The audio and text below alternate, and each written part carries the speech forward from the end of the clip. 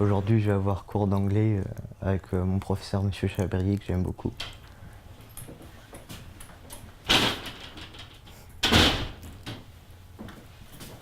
Bonjour Théo, comment vas-tu? Bonjour monsieur, ça va? Ça me fait plaisir de te revoir. Merci. Il y a combien de temps que tu es sorti de l'hôpital? Ça doit faire 2-3 semaines. Tu as souffert comme la dernière fois? Beaucoup moins, beaucoup moins. Beaucoup moins, ça c'est beaucoup. C'était pas les mêmes médicaments. D'accord. Et le retour au collège? Dans longtemps, je pense. D'accord.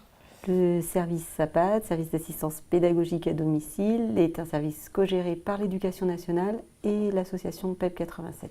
Et le D de domicile s'entend au sens large, c'est-à-dire tout lieu de vie de l'enfant. Et celui de la Haute-Vienne a été créé dès 1997. Le SAPAD prend en charge les élèves malades ou accidentés, absents de leur établissement scolaire, pour une période d'au moins 3 semaines. Ça s'adresse aux enfants depuis la grande section de maternelle jusqu'au baccalauréat. Ce qu'on va faire aujourd'hui, c'est très simple, parce que dès que tu as été parti, on a attaqué le futur.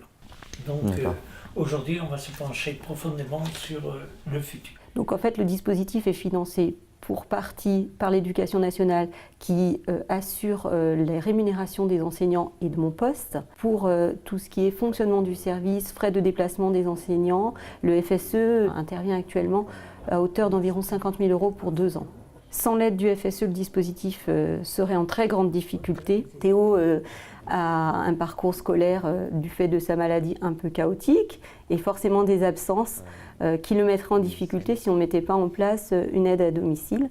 L'idée n'est pas de remplacer l'emploi du temps du collège ou de l'école par le même emploi du temps à la maison ou à l'hôpital, mais on prend en charge à peu près 4 à 6 heures de cours en moyenne par semaine. Le choix des matières se décline en fonction du projet individuel de l'élève. C'est sur la maladie de Charcot-Marie-Tooth. Puis on n'a pas encore exactement le gène responsable. Je peux pas écrire, je peux pas courir, je peux pas faire de sport. C'est important pour moi d'avoir des cours à domicile parce que j'aime bien ça. Puis les profs, ils sont sympas avec moi. C'est important pour moi parce que j'aimerais bien faire médecine plus tard. Puis il faut que j'ai des bonnes notes pour continuer. J'ai la chance d'avoir Théo dans ma classe au collège, donc on a une très bonne relation. C'est une expérience très agréable et très enrichissante pour moi.